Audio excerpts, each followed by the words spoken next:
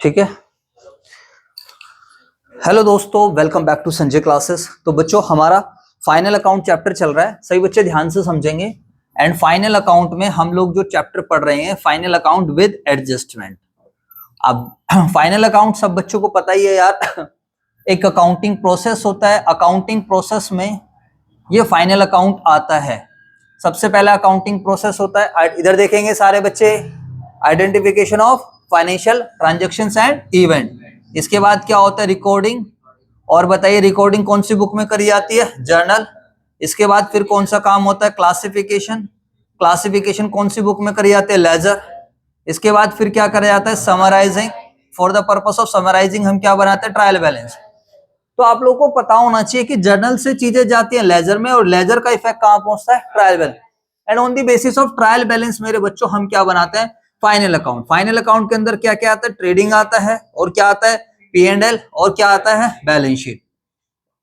तो ये आप सब बच्चों को बनाना आता है, ठीक है। इसके बाद हमारा जो अगला काम होता है, that is analysis and interpretation, जो कि आपको 12th क्लास में पढ़ने को मिलती है। रेशियोज वगैरह निकालते हो, इसमें आप इंटरप्रेट करते हो, रिजल्ट्स निकाल रहे हो, रिजल्ट्स को समझ रहे हो, अपनी आसान लैंग्वेज में उसको कन्वर्ट कर रहे हो, रेशियोज वगैरह निकाल रहे हो, रिलेशनशिप एस्टेब्लिश करते हो। लास्ट में हम क्या करते हैं, कम्युनिकेटिंग टू यूजर्स। जो भी रिजल्ट्स रहता है उसको हम यूजर्स को बता रहे होते हैं। तो हम हर किसी चैप्टर को बेसिकली इस प्रोसेस के थ्रू कनेक्ट करते हैं, सो दैट आप लोगों को प्रोसेस भी क्लियर रहे।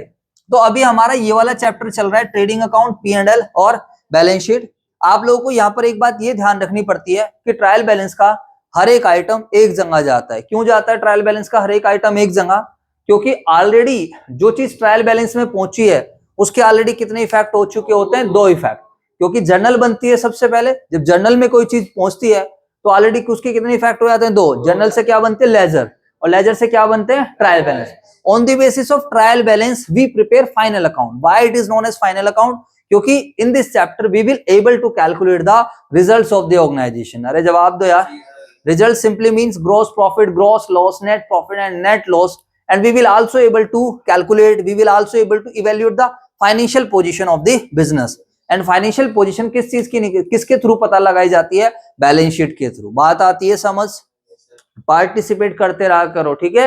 अब अगर हम बात करते हैं, सर हम जो चैप्टर पढ़ रहे हैं उसका नाम है फाइनल अकाउंट विद एडजस्टमेंट। क्या नाम है, फाइनल अकाउंट विद एडजस्टमेंट। क्योंकि सिंपल फाइनल अकाउंट हम ऑलरेडी कवर कर चुके हैं। बस आपको इतना ध्यान रखना है, ट्रायल बैलेंस के हर एक आइटम को उठाना है, और या तो उसको ट्रेडिंग में डालना है, या कहां डालना है, P&L में, या फिर बैलेंस शीट में।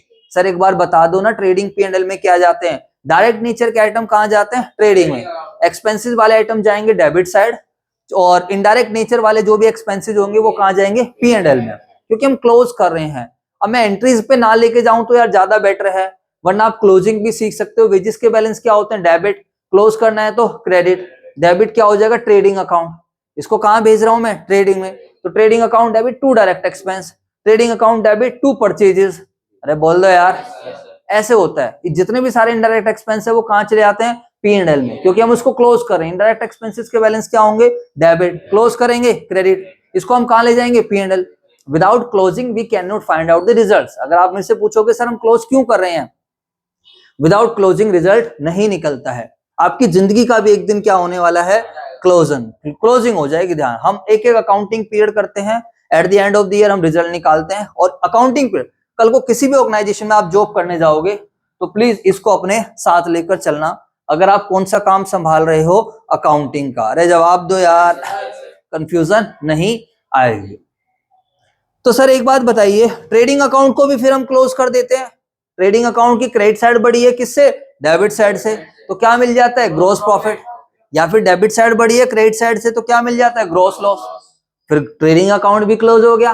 ट्रेडिंग अकाउंट का रिजल्ट कहां पहुंच जाता है, P&L में। अब P&L क्रेडिट साइड बढ़ी होगी डेबिट साइड से, तो क्या मिल जाएगा, नेट प्रॉफिट। और डेबिट साइड बढ़ी होगी क्रेडिट साइड से, तो नेट। तो सर ऐसे P&L भी क्लोज हो गया। यस, जवाब दो भाई। अभी वर्ल्ड कप मैच हुआ, आप लोगों ने देखा कितनी सारी टीम थी स्टार्टिंग में, एक एक करके सब बाहर होती गई, सब बाहर होती गई, हाँ या ना। और लास्ट में फाइनल में बस खाली 2 टीम पहुंची। कौन कौन सी टीम पहुंची थी बताओ, इंडिया। हो गया क्लोजिंग। अब कौन जीत गया वर्ल्ड कप, ऑस्ट्रेलिया। हो गया क्लोजिंग। अब वर्ल्ड कप नाम की कोई चीज नहीं है, अब 4 साल बाद है, समझ है, ऐसे होता। अभी आप 11th पढ़ रहे हो, बीकॉम पढ़ रहे हो, CA फाउंडेशन पढ़ रहे हो, अभी सिलेबस कर रहे हो, सिलेबस सीख रहे हो, समझ रहे हो, टेस्ट दोगे, पेपर आएगा, फिर आपकी क्लोजिंग हो जाएगी, बस खत्म। यही चलता रहता है। तो अकाउंटिंग पीरियड कॉन्सेप्ट ये कहता है बिजनेस की लाइफ को छोटे छोटे पार्ट्स में डिवाइड करो और उसका क्या करो, रिजल्ट्स निकालो। समझ आया नहीं है? तो उसी अकाउंटिंग पीरियड कॉन्सेप्ट के अनुसार हम क्या कर रहे हैं, we are calculating the results, we are evaluating the financial position.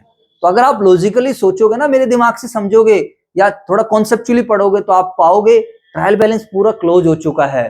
Trial balance के कुछ आइटम कहां जा चुके हैं, ट्रेडिंग में, कुछ आइटम P&L में, कुछ आइटम बैलेंस शीट में, और ट्रेडिंग भी क्लोज हो चुका है। बोलो हाँ या ना? कुछ नहीं हुआ, सारे खर्चे और इनकम ले लिए। उसके बाद हाँ जी, हाँ, उसके बाद अगर हम बात करते हैं P&L भी हमारा क्लोज हो जाता है। क्रेडिट साइड बढ़ी है डेबिट साइड से, तो क्या मिल जाएगा, नेट प्रॉफिट। डेबिट साइड बढ़ी है तो नेट लॉस, तो P&L भी पूरा क्लोज हो गया। अल्टीमेट, जैसे गन्ने का हम जूस निकाल लेते हैं, फिर उस और चीजों को क्या करते हैं, फेंक देते हैं, भाई जूस पी लिया, बस जूस की रेलिवेंस है। तो एक तरीके से ट्रेडिंग की रेलिवेंस क्या थी, ग्रोस प्रॉफिट, भाई ये है, ठीक है, मिल गया। P&L की रेलिवेंस क्या हो गई ना, एक तरीके से उसका जूस, रिजल्ट। लेकिन बैलेंस शीट कभी भी क्लोज नहीं होता। समझ आया नहीं है? बैलेंस शीट में क्या आती है, assets, capital, liabilities. Sir why balance sheet is not close? अरे मेरे भाइयों, अगर बैलेंस शीट क्लोज हो जाएगी तो बिजनेस ही क्या हो जाए, क्लोज। यही बैलेंस शीट के बैलेंस जो 31 मार्च 2023 को आप बैलेंस शीट बना रहे होगे, यही बैलेंस शीट आगे कंटिन्यू होती रहेगी। समझ आया? अब आप अगले साल दोबारा पढ़ने आओगे तो यहाँ पर सेम बोर्ड देखने को मिलेगा, same mobile, same laptop, same चीजें देखने को मिलेंगी। तो इसका मतलब जो एसेट्स हैं वो हमारी क्या हो रही हैं, कंटिन्यू। लायबिलिटीज आप पे कर दोगे तो खत्म हो जाए, एसेट्स आप बेच दोगे तो खत्म। और बैलेंस शीट भी क्लोज हो जाती है, लेकिन कब क्लोज होती है, जब बिजनेस क्लोज होता है। और ये आप लोग 12th में पढ़ोगे, कौन से चैप्टर में पढ़ोगे, डिसोल्यूशन ऑफ फर्म। कहां पढ़ोगे, डिसोल्यूशन। और सीए फाउंडेशन वाले बच्चों में पार्टनरशिप में है ये टॉपिक, जिसका क्या नाम है, dissolution of firm. I hope यहां तक बातें क्लियर हो चुकी हैं। मैं दोबारा रिवाइज नहीं कराऊंगा, कभी भी ध्यान रखना। कोई बच्चा क्लास मिस करेगा तो वो उसकी रिस्पॉन्सिबिलिटी रहेगी। तो सर ये मतलब है फाइनल अकाउंट का। यस, आज हमें पता चल गया why it is known as final account. अब हम बात करते हैं एडजस्टमेंट। तो एडजस्टमेंट बेसिकली क्या होती है, एडिशनल इंफॉर्मेशन होती हैं जो हम साल के एंड के लिए बचाकर रखते हैं कि यार चलो कुछ चीजें हम eight the end of the year क्या करेंगे, देख लेंगे। तो उसको बेसिकली हम क्या बोलते हैं, एडजस्टमेंट। कई बार हम जानबूझकर एंड के लिए बचाते हैं, और कई बार ऐसा होता है कि वो करनी ही हमें एंड में पड़ती है। जैसे डेप्रिसिएशन की बात करते हैं, क्लोजिंग स्टॉक की बात करते हैं, तो why depreciation is charge at the end of the year? क्योंकि अगर रोज रोज डेप्रिसिएशन लगाएंगे तो साल की 365 एंट्री किस चीज की हो जाएंगी, डेप्रिसिएशन, जो कि बड़ी मुश्किल वाला काम हो जाएगा, अननेसेसरी। समझ? क्लोजिंग स्टॉक का पता ही कब चलता है, बताओ, क्लोजिंग स्टॉक कब पता चलती है, eight the end of the year. बात समझ में आई या नहीं है? क्लोजिंग स्टॉक का हमें पता ही कब चलता है, eight the end of the year. तो बेसिकली ये चीजें हैं। तो सर एक बात बताइए आप सभी बच्चे, तो सर अब एक चीज आप हमेशा ध्यान रखना, note please, every adjustment will have minimum, कितने, minimum, will have minimum 2 effect. Minimum का मतलब होता है कम से कम, इससे ज्यादा भी हो सकते हैं लेकिन इससे कम नहीं होंगे। बात समझ आ गई या नहीं आ गई? ठीक है, कोई बात नहीं, आगे चलते हैं। बताइए फर्स्ट, तो फर्स्ट इफेक्ट क्या होता है हमारे पास, क्लोजिंग स्टॉक। तो क्लोजिंग स्टॉक के 2 इफेक्ट बताओ सभी बच्चे, क्या होंगे क्लोजिंग स्टॉक के 2 इफेक्ट? अब ये बच्चों मैं आपको पहले समझा चुका हूं, मैं दोबारा नहीं समझा पाऊंगा, प्लीज इसके लॉजिक्स वगैरह देखने हैं तो पुरानी वीडियो अच्छे से समझ लेना। ट्रेडिंग अकाउंट की क्रेडिट साइड, बैलेंस शीट की एसेट साइड। आप अपनी कॉपी पेन लेके साथ के साथ नोट करोगे, आपकी जिम्मेवारी रहेगी, जैसा भी मैं बोर्ड पे कर रहा हूँ वो आपको सेम टू सेम बनाना है, ठीक है, साथ के साथ। चलो जी, ये तो फिर भी करें। अच्छा सर, अगर क्लोजिंग स्टॉक कहां पर गिवन है, मेरे बच्चे बताओ, अगर क्लोजिंग स्टॉक कहां गिवन है, ट्रायल बैलेंस में, तो फिर वो एडजस्टमेंट नहीं है, फिर वो कहां जाएगी, बैलेंस शीट की एसेट साइड। इस चीज को देख लें। और बेटा तुम्हारे भी अगर नोट्स नहीं मिले ना, तुम्हारा भूत बढ़ाऊंगा, ध्यान रखना। ये जो 11th वाले बच्चे भी हैं, if closing stock is given in trial balance, अभी चेक करूंगा, मैंने पहले भी आपको ये भेजा हुआ है, अगर ये पहले वाले नहीं मिले मुझे आपकी कॉपी में, आज डिमांड उतार के भेजूंगा। अगर क्लोजिंग स्टॉक कहां गिवन है, ट्रायल बैलेंस में, तो फिर ये कहां जाएगा, बैलेंस शीट की एसेट साइड। तो ये थी हमारी फर्स्ट एडजस्टमेंट। अब हम चलते हैं सेकंड एडजस्टमेंट पर। बताइए, जल्दी से रिवाइज करते हैं। What is second adjustment, outstanding expense. बताइए क्या मतलब होता है बेटा, तू इधर होके बैठ जा ढंग से। What is the meaning of outstanding expense? Outstanding expense का मतलब होता है बकाया खर्चे। आउटस्टैंडिंग एक्सपेंस का मतलब क्या होता है? बकाया खर्चे। आउटस्टैंडिंग एक्सपेंसेस आपको किस नाम से भी देखने को मिलेंगे? आउटस्टैंडिंग एक्सपेंसेस को अनपेड एक्सपेंस भी बोला जा सकता है। क्या भी बोला जा सकता है? अनपेड। और इसको बोला जा सकता है expenses due but not paid. तो पेपर में कुछ भी देखने को मिल सकता है। तो देखो आप लोगों को मैं देखो बातों बातों में आपको लगता है यार सर तो थोड़ा बहुत नहीं, देखो मैंने कितना कुछ करा दिया। एक तो अकाउंटिंग प्रोसेस आपको समझा दिया, एक अभी बातों बातों में कौन सा पीरियड समझा दिया? Accounting period concept. अरे बोल दो यार। ट्रेडिंग अकाउंट भी समझा दिया, P&L भी समझा दिया, बैलेंस शीट भी समझा दी, थोड़ा डिसोल्यूशन ऑफ फॉर्म का मतलब क्या होता है थोड़ा बहुत वो भी समझा दिया। बैलेंस शीट क्लोज क्यों नहीं होते? क्योंकि जब हम समझा रहे होते हैं, बोल रहे होते हैं, उसकी स्पीड बहुत ज्यादा होती है, हर चीज हम लिख नहीं सकते हैं। और अभी मैं आप लोगों को बातों बातों में एक कॉन्सेप्ट समझाऊंगा, that is known as accrual basis concept. कौन सा कॉन्सेप्ट है ये? एक्रूअल। एक्रूअल बेसिस कॉन्सेप्ट कहता है कि सर जिस पीरियड का आप अकाउंटिंग कर रहे हो, आपको उसी पीरियड के रेवेन्यू लेने हैं और उसी पीरियड के एक्सपेंसेस लेने हैं, चाहे पैसा मिला हो या ना, चाहे पेमेंट करी हो या ना, इस बात से कोई भी मतलब नहीं है। Like if services has been rendered then revenue shall be book. मैंने आपको पढ़ा दिया है, आपने पैसे नहीं दिए कोई दिक्कत नहीं है, रेवेन्यू क्या कर लीजिए? बुक कर लीजिए। यानी कि मैं बिल्कुल आसान शब्दों में बताऊं तो आपको कुछ नहीं करना। अगर आप 2023 ट्रेडिंग और P&L बना रहे हो तो इसका मतलब क्या है? इधर ले लो 2023 की इनकम, 2023 के रेवेन्यू ले लीजिए, और इधर क्या ले लीजिए? 2023 के एक्सपेंसेस। क्या ले लो? 2023 के एक्सपेंस। बस इतना सा कॉन्सेप्ट है। तो जिससे कि एक हाथ में रेवेन्यू आ जाए, एक हाथ में एक्सपेंसेस, दोनों की लड़ाई करा दो। रेवेन्यू अगर ज्यादा है, किससे ज्यादा है? एक्सपेंसेस से, तो प्रॉफिट। और अगर एक्सपेंसेस ज्यादा है रेवेन्यू से तो लॉस। सीधा सा मतलब ये होता है। वो बात अलग है, हम प्रॉफिट को भी थोड़ा क्या करते हैं और अच्छा कर बाइफरगेट कर लेते हैं, एक ग्रोस प्रॉफिट बना देते हैं और एक क्या बना देते हैं? Net profit. बात समझ आई या नहीं आई? बोला करो, जिससे थोड़ा डिसीजन लेने में और चीजें क्या हो जाए? आसान हो जाए। तो एक्रूअल बेसिस कॉन्सेप्ट कहता है कि कैश वाली ट्रांजैक्शन भी रिकॉर्ड होंगी, क्रेडिट वाली ट्रांजैक्शन भी रिकॉर्ड होंगी, और अगर ट्रांजैक्शन इसी पीरियड की है तो हम उसको अकाउंटिंग करेंगे, और अगर ट्रांजैक्शन नेक्स्ट ईयर की है तो हम कहेंगे नहीं भाई उसका इस साल से रिलेशन नहीं। मतलब ये सारी चीजों को एडजस्ट करके चलेगा, कैश को भी, क्रेडिट को भी, outstanding expense, prepaid expense, income received in advance, सबको। बस इसका फोकस रहेगा कि जो रिवेन्यू और जो एक्सपेंसेस हैं वो कौन से ईयर के बुक होने चाहिए? Current year. बेटा इधर देखना है, पढ़ाऊंगा तो मेरी तरफ देखना, ठीक है जी? हाँ जी। तो एक्रूअल बेसिस कॉन्सेप्ट की वजह से अब हमें साल के एंड में पता चला कि कोई आउटस्टैंडिंग एक्सपेंस है, ट्रायल बैलेंस के नीचे पता चलता है कि there is an outstanding expense. तो आउटस्टैंडिंग एक्सपेंस का हम क्या करेंगे? वो है तो इसी साल का खर्चा, पहले मतलब पता होना चाहिए। आउटस्टैंडिंग एक्सपेंस का मतलब जिसका बेनिफिट ले लिया लेकिन जिसकी पेमेंट नहीं करी, उसको हम क्या बोलते हैं? Outstanding expense. तो बड़ा सिंपल सा इफेक्ट है इसका। इसका पहला इफेक्ट क्या करेंगे बताओ? ऐड कर देंगे। कहां पर ऐड कर देंगे इसको? रेलिवेंट एक्सपेंस में। और दूसरा इफेक्ट क्या करेंगे? बैलेंस शीट की लायबिलिटी साइड, क्योंकि अभी देना बाकी है, क्योंकि पेंडिंग है। Why we are adding it? क्योंकि ये खर्चा तो इसी साल का बनता है। अब रेलिवेंट एक्सपेंस में कहां पर ऐड करेंगे? कहीं पर भी ऐड कर सकते हैं, या तो ट्रेडिंग अकाउंट के डेबिट साइड या फिर P&L के डेबिट। अरे जवाब दो यार, क्योंकि एक्सपेंसेस हमारे कहां पहुंचते हैं? ट्रेडिंग में या फिर P&L। इसके बाद हम चलते हैं थर्ड। थर्ड क्या है मेरे बच्चों बताओ? Prepaid expense. थर्ड क्या है हमारे पास? प्रीपेड। प्रीपेड एक्सपेंस को हम किस नाम से भी जानते हैं? Unexpired expense. और इसी को पेपर में किस नाम से देखने को मिलेगा? ये एक्सपेंसेस पेड इन एडवांस। समझ में आया मेरे बच्चों बताओ? जी सर। अब इसके लिए हम क्या करेंगे बताइए फटाफट sir? It's very very easy. First effect क्या होगा? इसको लेस कर देंगे। किसमें से लेस कर देंगे? Less from relevant expense. जो भी हमारा रेलिवेंट एक्सपेंस है उसमें से माइनस कर, क्योंकि ये एक्सपेंसेस इस साल का बनता ही नहीं है। समझ आई बात या नहीं? और दूसरा इफेक्ट क्या करेंगे इसका बताओ? बैलेंस शीट की एसेट्स है। और लेस करने का लॉजिक क्या है? Accrual basis concept. लेस करने का लॉजिक क्या है?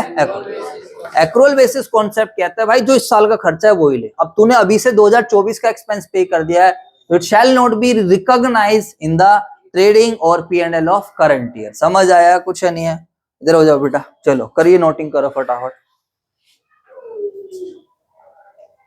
जिम्मेवारी या मत बनाओ।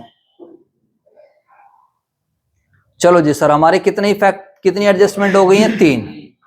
चौथी एडजस्टमेंट हम डिस्कस करते हैं। चलो एक्रूड इनकम ले लेते हैं। बताओ what is the meaning of accrued income? The income, इसी को हम बोल सकते हैं income earned but not received. वो इनकम जो हमने कमा ली है लेकिन मिली नहीं है। अब हम इसका क्या करेंगे बताइए सारे बच्चे? जो इनकम कमा ली है लेकिन मिली नहीं है, तो अब हम उसका क्या करेंगे बताओ? पहला इफेक्ट हम क्या करेंगे एक्रूड इनकम का? ऐड कर देंगे हम उसको। किस में ऐड कर देंगे? रेलिवेंट इनकम में। और रेलिवेंट इनकम क्या है बताओ सभी बच्चे? P&L के क्रेडिट साइड। हो सकता है रेंट हो सकता है कमीशन हो सकता है इंटरेस्ट हो, कुछ भी हो सकता है। तो ये हमारी बन जाती है एक्रूड इनकम। तो इसका हम क्या करेंगे? फर्स्ट इफेक्ट, P&L के क्रेडिट साइड जो भी रेलिवेंट इनकम होगी उसमें हम क्या कर देंगे? ऐड। और दूसरा इफेक्ट बैलेंस शीट की एसेट साइड, क्योंकि ये मुझे मिलनी है, क्या है? मिलनी। अब आप लोग अपनी आदत बना लीजिए साथ के साथ लिखने की। मैं नहीं आपको मौका दूंगा, आप साथ के साथ समझो और साथ के साथ लिखो बच्चों। मैं बड़ा स्लो पढ़ाता हूं। नोट बना देते हैं। If accrued income is given in, कहां पर गिवन है? Trial balance.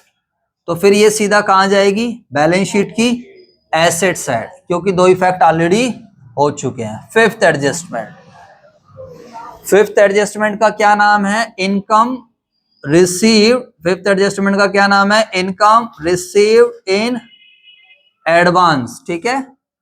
और इसी को प्यार से हम किस नाम से भी बोलते हैं? अनअर्न्ड। क्या भी बोलते हैं हम इसको? Unearned income. What is the meaning of unearned income? वो इनकम जो अभी कमाई नहीं है लेकिन हमें मिल गई है। ऐसा भी कोई केस हो सकता है, ऐसी भी कोई इनकम हो सकती है जो कमाई नहीं हो लेकिन क्या हो जाए? मिल गई है। सर ऐसा हो जाता है? बिल्कुल यार, जो कमाई नहीं है लेकिन मिल गई। सर ऐसा हो जाता है? बिल्कुल हो जाता है बच्चों।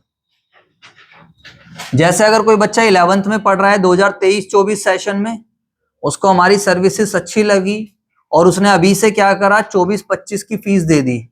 अभी से उसने अपनी कौन सी फीस दे दी? 12th की फीस दे दी। बताओ सभी बच्चे। तो ये जो मुझे अभी से 12th की फीस मिल गई है, क्योंकि अभी जो मैं अकाउंटिंग कर रहा हूं मैं कौन से पीरियड की अकाउंटिंग कर रहा हूं?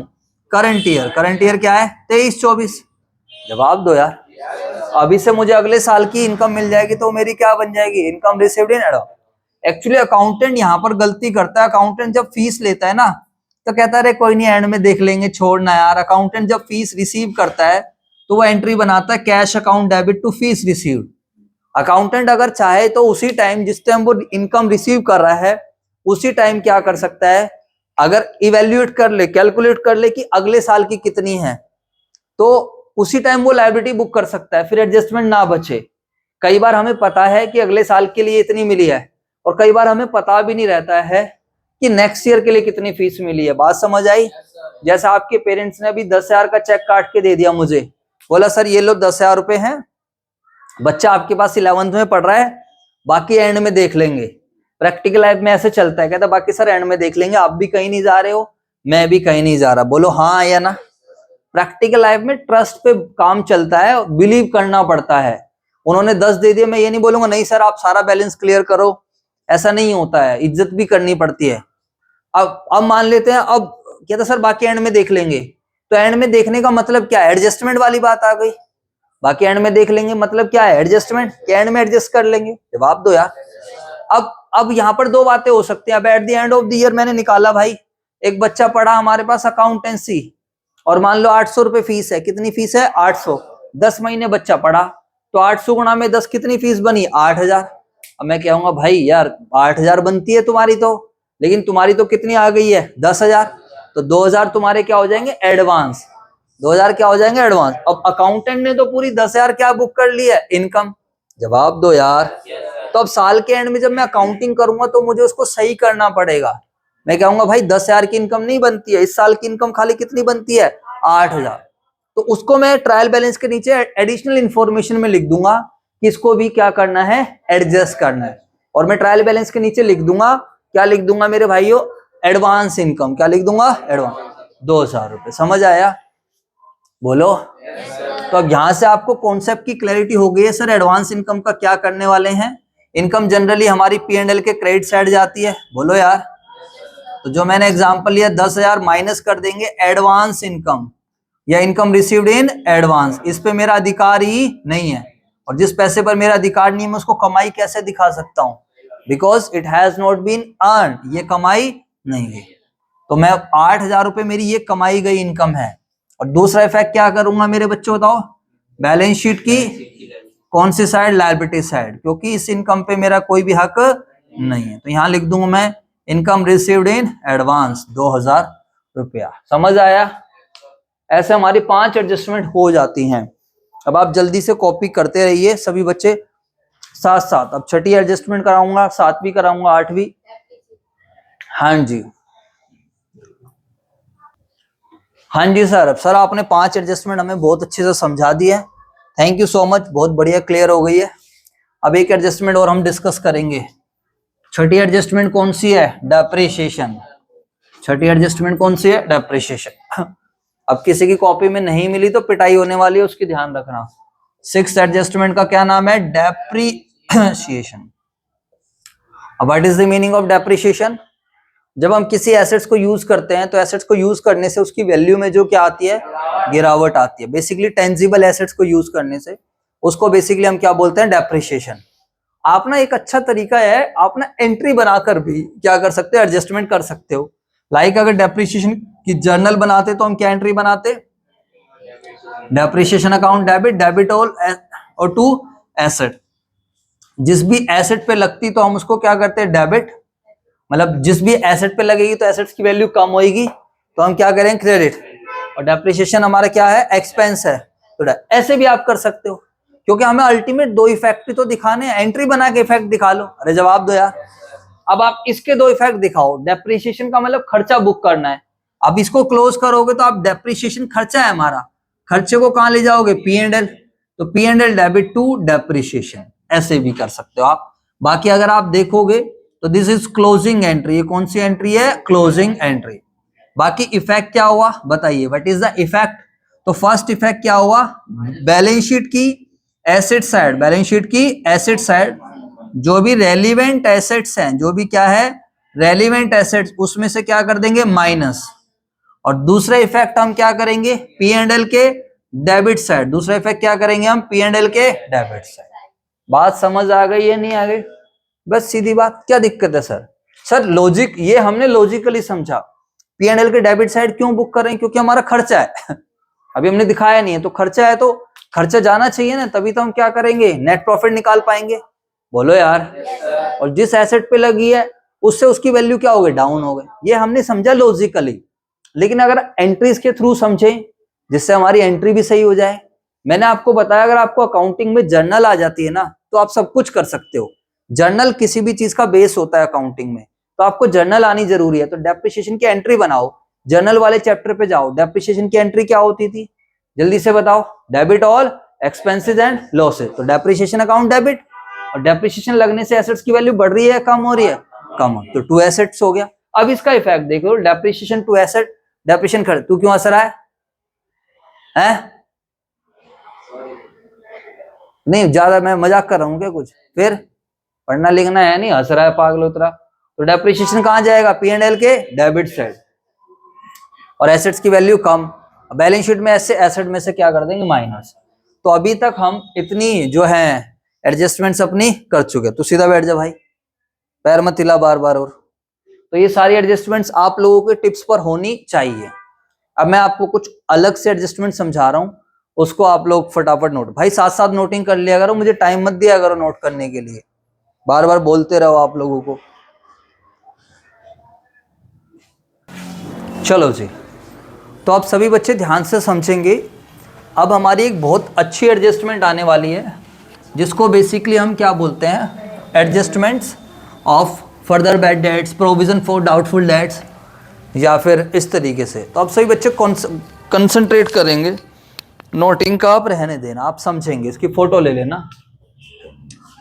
तो ये हमारी काफी ज्यादा इंपॉर्टेंट एडजस्टमेंट्स हैं यहाँ पर, adjustments of further bad dates, further bad dates की एडजस्टमेंट्स यू कैन से, और आप कह सकते हो प्रोविजन फॉर डाउटफुल डेट्स, और साथ में provision for discount on debtors, provision for discount on debtors. 3 adjustments हैं, इसको हम लोग समझेंगे। तो सर आप इसको इंडिविजुअल एक अकेला नाम क्यों दे रहे हो? अकेला नाम नहीं दिया जा रहा है, ये हमारी 7वीं एडजस्टमेंट है, ये वाली 8वीं एडजस्टमेंट है, और ये 9th एडजस्टमेंट है। ठीक है, अब सभी बच्चे यहाँ पर कंसंट्रेट करेंगे, बार बार स्पेशली किसी को बोलूंगा नहीं।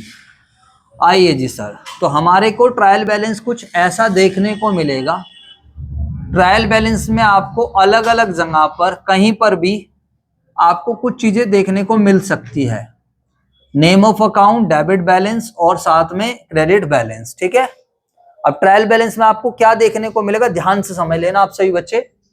ट्रायल बैलेंस में एक आइटम देखने को मिलेगा डेटर्स, मान लेते हैं डेटर 1 लाख रुपए के, मैं मान रहा हूं कोई भी अमाउंट हो सकता है। ट्रायल बैलेंस में हो सकता है कि बैड डेट्स देखने को मिले, हो सकता है, और हो सकता है ना भी मिले, इट सिंपली मीन्स कुछ भी हो सकता है।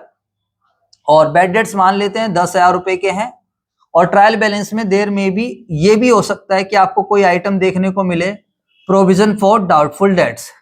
जितने भी हमारे प्रोविजंस होते हैं, प्रोविजंस के बैलेंस क्या होते हैं, क्रेडिट बैलेंस होते हैं। प्रोविजन के कौन से बैलेंस होते हैं, क्रेडिट। सर ये प्रोविजन होता क्या है, आपका डेप्रिसिएशन के बाद एक चैप्टर था रिजर्व एंड प्रोविजन, जिसको मैंने आप लोगों को बोला था कि आप प्लीज इस चैप्टर को कहां से कर लेना, यूट्यूब से। वो सर हमने कर लिया है, आप टेंशन मत लो, 3-4 बार कर लिया है, आप एक बार नहीं, हमने 3-4 बार कर लिया है। ठीक है ना, हाँ, तो मैंने बहुत अच्छे से करवा रखा है, आप इसको देख सकते हो, आपने टाइम मिला या नहीं मिला। बट चलो अभी हम सिंपल सी बात डिस्कशन करते हैं। सबसे पहली बात होती है डेटर्स क्या ये एडजस्टमेंट है, मेरा आपसे क्वेश्चन, आर दीज एडजस्टमेंट, जल्दी से बताओ।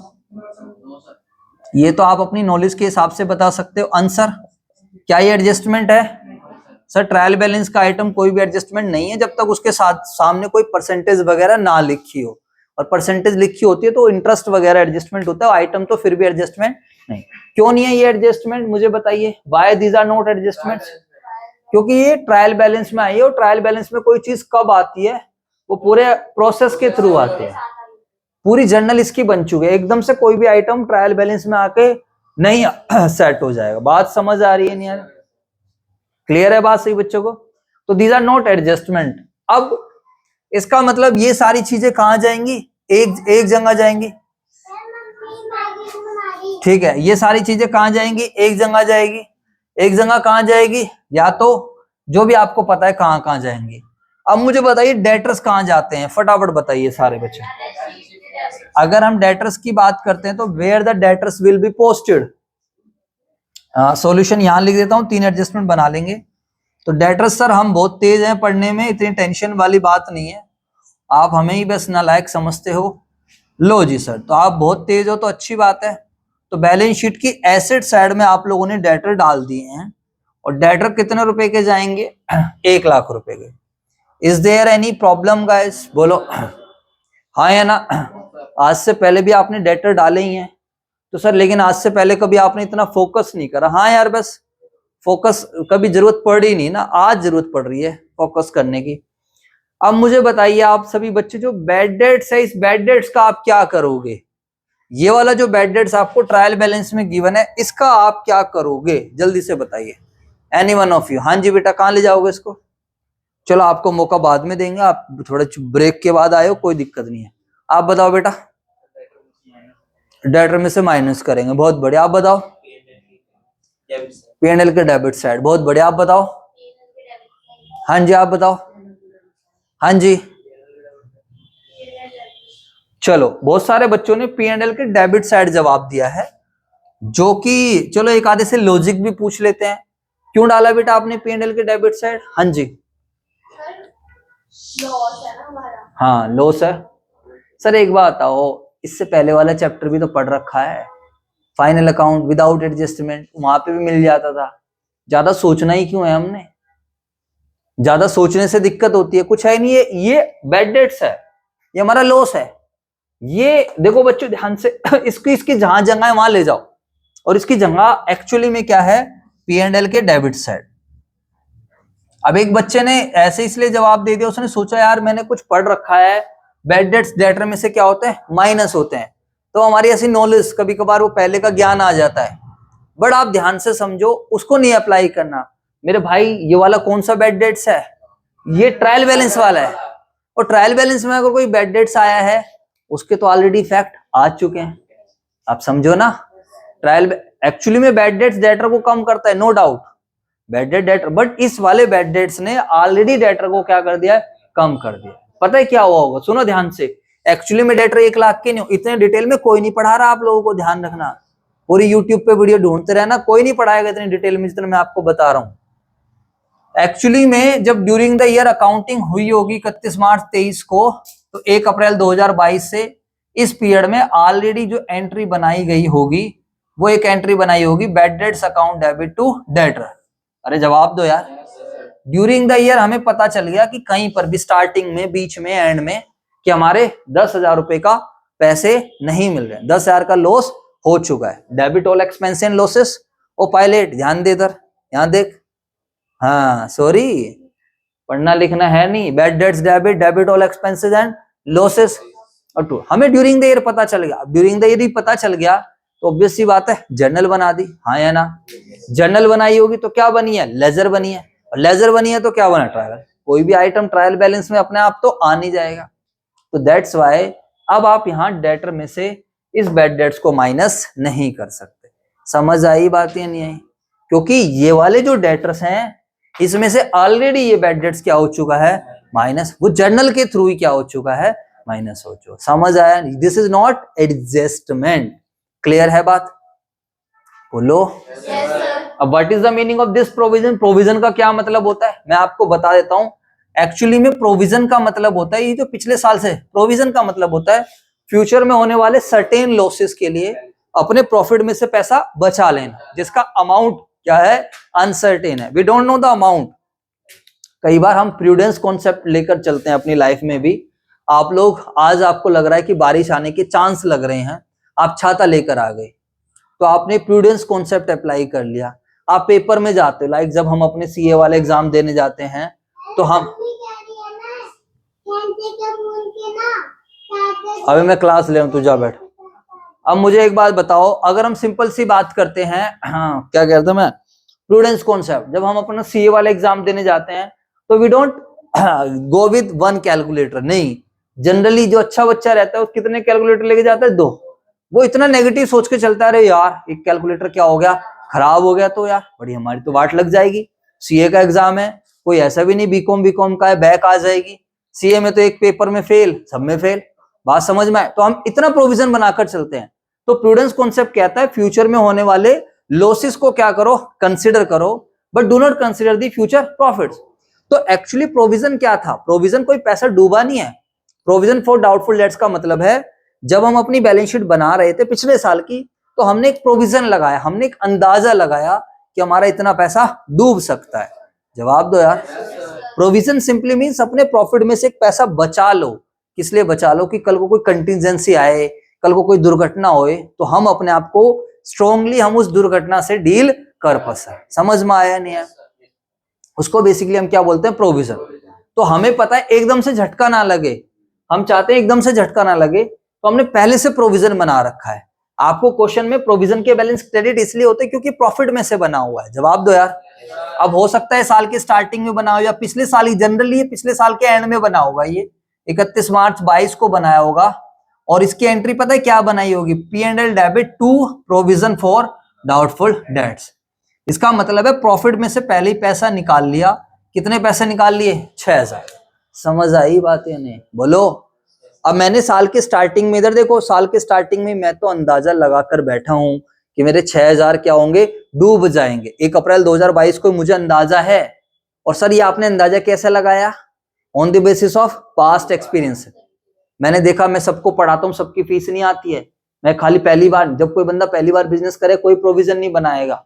जब ओल्ड बिजनेस चल रहा होता है उसको पता है इतने को पढ़ा इतनी, हम कस्टमर को सामान बेचते हैं, सारे कस्टमर पैसे नहीं देते। अब मैं आपको पढ़ा रहा हूं तो मुझे पता है कि कितने बच्चे 90 प्लस देंगे और कितने बच्चे 60-70 वाले हैं। अब मैं ये सोच के ये परेशान होता रहा हूँ, नहीं मुझे तो हर बच्चे से 90 प्लस लेके आने हैं, मैं तो रात को सो भी नहीं पाऊंगा। बात समझ में आ गई या नहीं आ गई? तो हम प्रोविजन बना लेते हैं कि ठीक है यार इतना लॉस हो रहा है, इतने बच्चे नहीं रिजल्ट देंगे, छोड़ो कोई टेंशन नहीं है। तो प्रोविजन सिंपली मीन जो पैसा डूबने की आशंका है। समझ आया? इधर देखे, तो मैंने पहले ही साल के स्टार्टिंग में ही मैंने पहले से कितने पैसे डूब मान लिए थे कि कितने पैसे डूब सकते हैं, 6000। समझ आई बात है नहीं? This is the meaning of provision.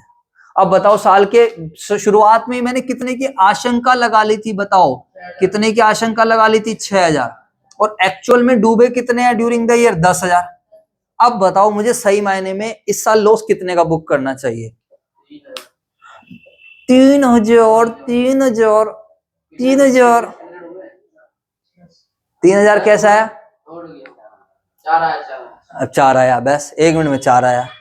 वे कम से कम ढंग से तो वो तो कर ले, गलती तो बढ़िया वाली करो। बताओ कितने का लॉस बुक करना चाहिए सही मायने में? 4। देखो एक सिंपल ही यार 6,000 का तो मैंने पहले ही बुक कर लिया ना, P&L को डेबिट कर दिया। बोलो 6,000 का तो मैंने पहले ही बुक कर लिया, P&L debit to provision for doubtful dates.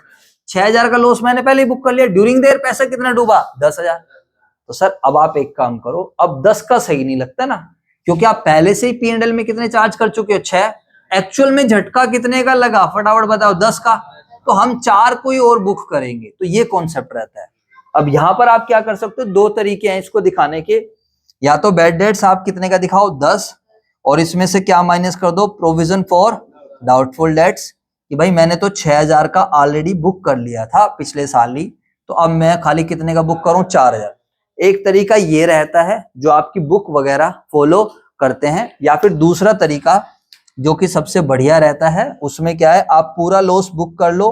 2 bad debts जी, मैं तो पूरा लॉस बुक कर रहा हूं, मुझे फालतू अकाउंटिंग, मैंने जो प्रोविजन बनाया था मैं उसको कैंसिल कर रहा हूं। मैं किसको क्या कर रहा हूं, कैंसिल प्रोविजन। समझ में आई बात या नहीं? तो भी अल्टीमेट यही हो गया।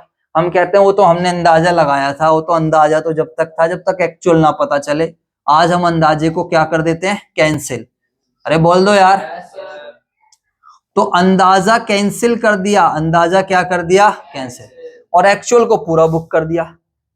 अब इन दोनों का भी क्रक्स देखोगे, आप थोड़े समझदार हो तो बताओ क्या है इन दोनों का क्रक्स, क्या है, नेट बताओ। अरे बोलो ना, इन दोनों का क्रक्स क्या है अल्टीमेटली? तो 4,000 क्या हो रहा है, डेबिट ही तो हो रहा है। अरे नहीं आई बात समझ भाई, इन दोनों का क्रक्स निकालोगे 10 और 6, तो भी अल्टीमेट क्या हो रहा है, 4,000 डेबिट ही तो है। This is the concept. अभी तक मैंने आप लोगों को कोई भी एडजस्टमेंट नहीं समझाई है, समझ में आई बात नहीं आई? इसको शायद कोई दूसरा टीचर पढ़ा रहा होता तो इस चीज को 2 मिनट में ही खत्म कर देता। ऐसे बोलता, देखो बच्चों डेटर तो आपको पता ही है, डेटर कहाँ जाएंगे, बैलेंस शीट के एसेट साइड। आप भी खुश, हाँ हाँ बिल्कुल सही है। बैड डेट्स क्या होते हैं मेरे बच्चों, लॉस। बैड डेट्स क्या होते हैं, लॉस। लॉस कहाँ जाएगा, P&L के डेबिट साइड। बेटा ये यहाँ आएगा, तुम भी खुश, हमें तो आता ही है सब कुछ। अब वो बोलता प्रोविजन, चलो बच्चों प्रोविजन को बाद में बताऊंगा, या बस प्रोविजन का ध्यान रखना, क्रेडिट साइड में डाल देना। लॉजिक वॉजिक छोड़ो, लॉजिक क्या करोगे जान के, बस। तो यही चीज 2 मिनट में खत्म करी जा सकती थी। समझ आया नहीं है? बट आप लोगों को पता चलना चाहिए क्या है इसका मतलब। ये घाटा हुआ, इतने का मेरा पैसा डूबा इस साल, और ये मेरा आशंका है, इतने पैसा मेरे डूबने की आशंका, जो मैंने उम्मीद, इसका एस्टिमेट लगाया था मैंने सोचा था 6,000 डूबेंगे, बट एक्चुअल में डूब कितने गए, 10। हो सकता है एक्चुअल में खाली 1,000 ही डूबते। कितने डूबते, 1,000। फिर देखो आप क्या करते, यहाँ पर 1,000 आपने आशंका लगाई, 6,000, तो इसका मतलब कितने, आपने तो ज्यादा उम्मीद लगा दी है, ज्यादा एस्टिमेट कर लिया, 5 नेगेटिव आ जाता, क्या आता, नेगेटिव। फिर उसको भी क्रेडिट साइड में लाना पड़ता। बोलो हाँ है ना? इसलिए ज्यादा बढ़िया क्या है, ओल्ड प्रोविजन क्या कर दो, कैंसिल कर दो, और जो एक्चुअल लॉस है उसको बुक कर दो। अब एक्चुअल लॉस कितने का बुक कर दिया, 1,000, इनकम डाल दो 6,000, तो भी ऑटोमेटिकली 5,000 की इनकम बन गई। समझ आया? अब हम समझेंगे एडजस्टमेंट। यहां तक अगर किसी भी बच्चे को कोई प्रॉब्लम है तो पहले वो आप मेरे से पूछ लीजिए जल्दी से, in case any one of you have any problem. चलूं आगे की तरफ, तेरा फोन आ रहा है, उठा ले, बाहर जाके बात कर ले आराम से, जा। अब हम एडजस्टमेंट की बात करते हैं तो फर्स्ट एडजस्टमेंट हम लोग को देखने को मिलेगी, फर्स्ट एडजस्टमेंट है फर्दर बैड डेट्स। अब आएगा मजा। अब सर एडजस्टमेंट डाल रहे हो, यस। तो साल के एंड में पता चला एडिशनल इंफॉर्मेशन में, अब क्वेश्चन ने बोला कि नीचे इतने की क्या है, फर्दर बैड डेट्स हो गया 20 का। दूसरा क्या बोला क्वेश्चन ने मेरे बच्चों बताओ, दूसरा क्वेश्चन बोलता है क्रिएट अ प्रोविजन। दूसरा क्वेश्चन क्या बोलता है, क्रिएट अ प्रोविजन, प्रोविजन बनाओ for doubtful dates at the rate कितने परसेंट, 10%। थर्ड बोलता है आल्सो क्रिएट, थर्ड क्या बोलता है, आल्सो क्रिएट अ प्रोविजन या फिर रिजर्व, कुछ भी बोल सकता है, प्रोविजन या reserve for discount on debtors at the rate कितने परसेंट, 5%। तो ये 3 एडजस्टमेंट्स आ गई हैं, समझ आया? बोल दीजिए आप सभी बच्चे, कितनी एडजस्टमेंट्स आ गई हैं, 3। फोटो ले लिया, भी समझने पे ध्यान दे लो इधर। तो सर ये तीनों क्लियर है, डेटर तो सिंपल चलेगा बैलेंस शीट की एसेट साइड। बैड डेट्स कहां आ चुका है, ट्रायल बैलेंस वाला P&L की डेबिट साइड। प्रोविजन कहां जा चुका है, ओल्ड है। ये सब क्या है हमारा, ओल्ड बोलते हैं, जो ट्रायल बैलेंस में गिवन रहता है उसको बोलते हैं ओल्ड। अब नीचे पता चला, ओ माय गॉड, क्या पता चला नीचे नीचे एडजस्टमेंट में पता चला there is a further bad debts. क्या पता चला, फर्दर। सर साल के एंड में मैंने पूछा, हाँ भाई ईशान कितने पैसे वो डूब गए, कह रहा सर इतने पैसे वो डूब गए। मैंने कहा चल कोई नहीं, कब डूबे सर, ये 31 मार्च को ही बिल्कुल एंड में। अच्छा, मैंने ये बुकिंग तो नहीं हो रखी ना, और नहीं है सर। तो कुछ चीजें बिल्कुल एट दी एंड। मैंने बोला, पता चला भाई उसके पैसे, उसको फोन करा भाई पैसे, पता चला वो बंदा ही जिंदा नहीं है। बस अब उससे कहां से पैसे लें, उसकी आत्मा तो पैसे देने आएगी नहीं। बोलो हाँ है ना, तो हमने कहा चलो बैठ। तो फर्दर बैड डेट्स का मतलब जो पैसा दोबारा डूब गया, समझ आया? अरे बोलो। अब इसके यही बस इस चैप्टर में सबसे इंपॉर्टेंट एडजस्टमेंट यही है, ध्यान रखना।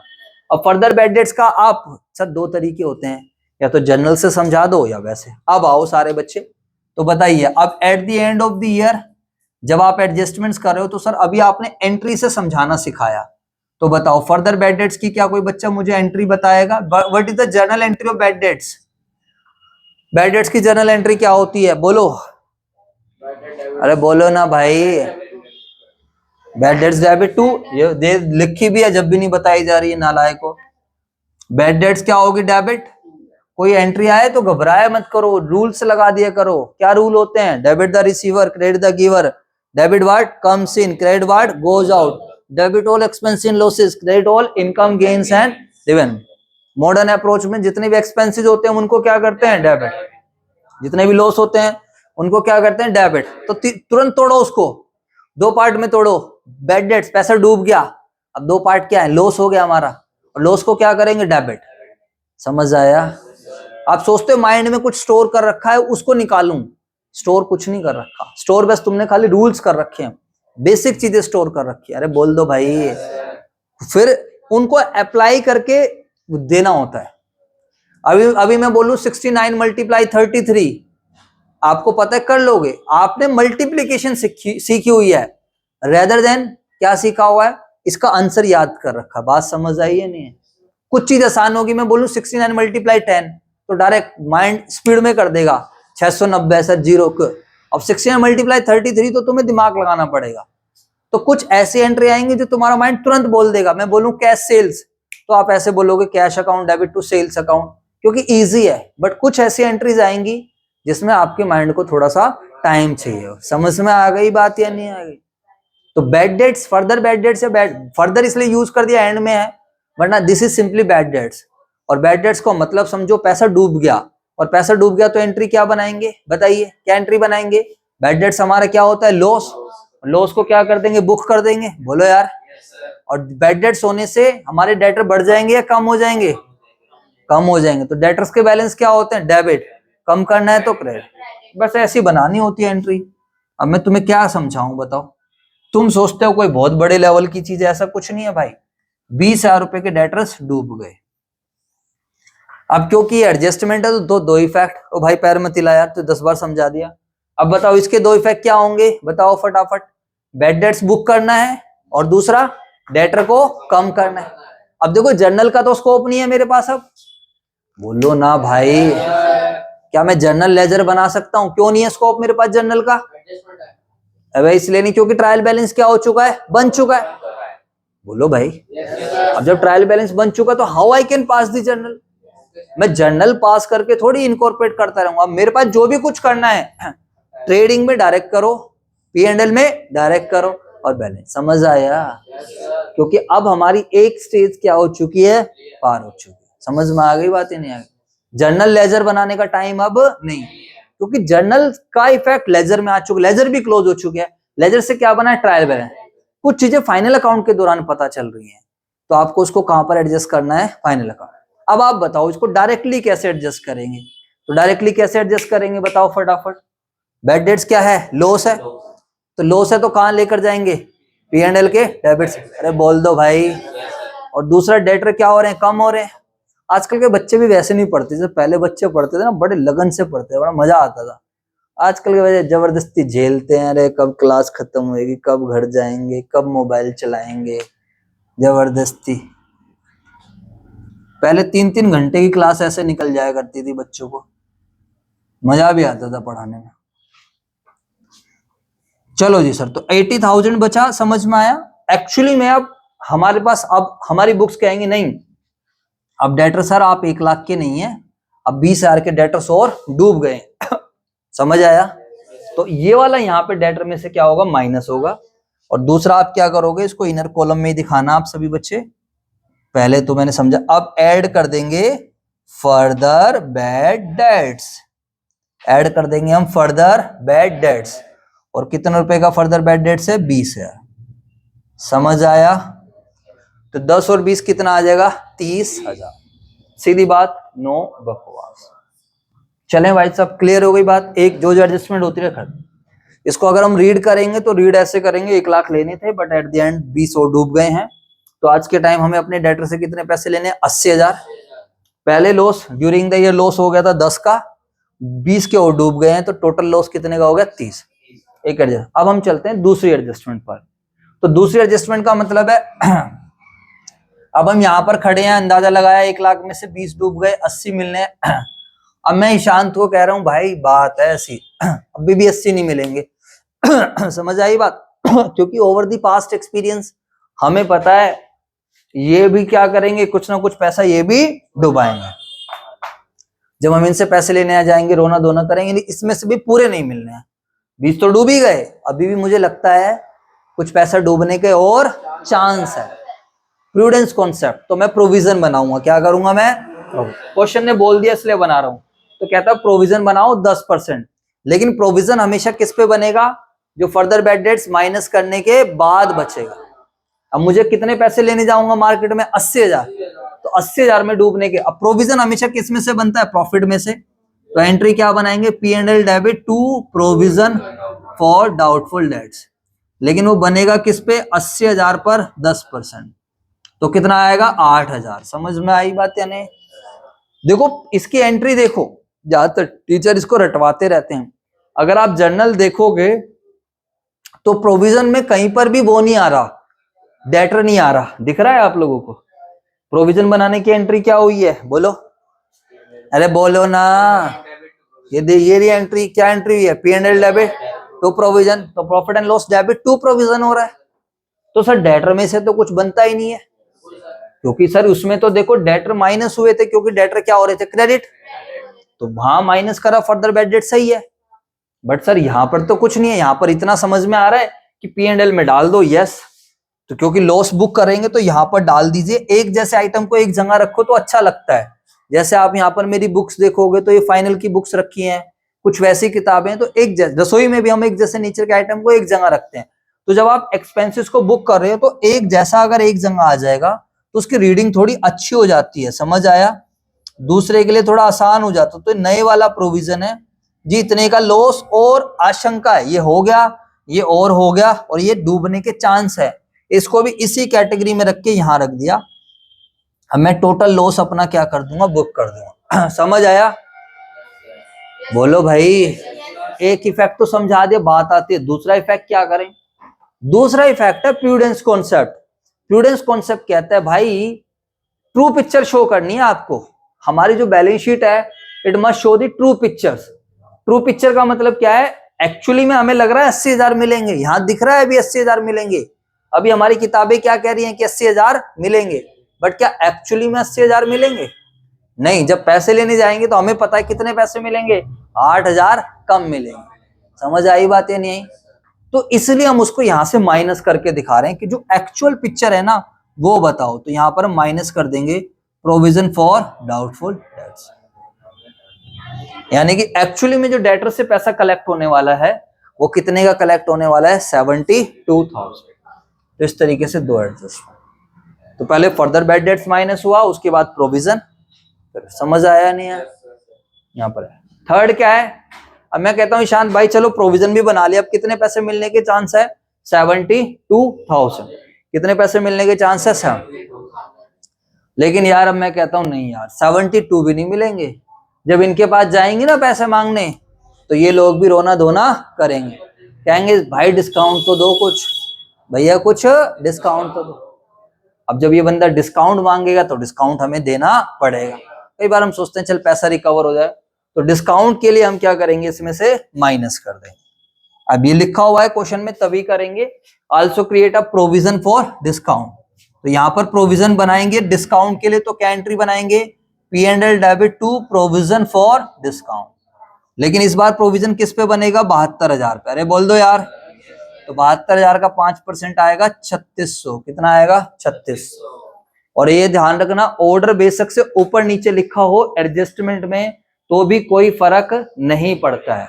तो भी कुछ अगर ये इवन फर्दर बैड डेट सबसे नीचे लिख दे, ऊपर सबसे पहले लिख दे रिजर्व, नीचे लिख दे प्रोविजन, तो भी कुछ फर्क नहीं पड़ेगा। सबसे पहले डेटर में से क्या माइनस होगा, फर्दर बैड डेट। अरे बोल दो, पहले माइनस होगा फर्दर बैड डेट्स, फिर क्या माइनस होगा, प्रोविजन फॉर डाउटफुल डेट्स, और फिर क्या माइनस होगा, प्रोविजन फॉर। ऑर्डर को जरूर ध्यान रख लेना। अब 3600 रुपए यहाँ पर माइनस कर देंगे, provision for discount on debtor 3600 रुपए, तो 72 में से 3 घटाएंगे 69 और 68,400। समझ आई बात? प्रोविजन फॉर डिस्काउंट एक अलग नेचर है, तो अलग नेचर है तो उसको मेरे दोस्तों में अलग से दिखाऊंगा, इसके साथ ऐड नहीं करूंगा, क्योंकि वो मैंने अपनी मर्जी से दिया है। किससे दिया है, मैंने अपनी मर्जी से। नहीं देना था तो मत देते, वो लॉस नहीं है। अगर वो लॉस होता तो इसके साथ आ जाता, बोलो हाँ या ना। तो इसको हमने अलग से दिखाया। आप ऐड करके भी दिखाओगे तो भी आंसर पे फर्क नहीं पड़ेगा, बट थोड़ी प्रेजेंटेशन वो हो जाएगी। इस तरीके से मेरी ये वाली एडजस्टमेंट्स भी हो गई। समझ आई बात या नहीं आई? तो अभी आप इसको जल्दी से नोट कर लीजिए। थोड़ा क्रक्स बताऊं तो डेटर में से सब कुछ क्या होता है, माइनस, और P&L के डेबिट साइड सब कुछ क्या होता है, प्लस। अरे बोल दो यार, it's very very easy concept. और जो पुराना प्रोविजन पड़ा है उसको क्रेडिट में डाल दो, पुराने प्रोविजन को क्या करो, क्रेडिट में। ये तरीका रहता है। और अगर आपको क्रेडिट में नहीं डालना, बिल्कुल बुक के तरीके से करना है, तो ओल्ड प्रोविजन को आप क्या कर सकते हो, माइनस कर सकते हो।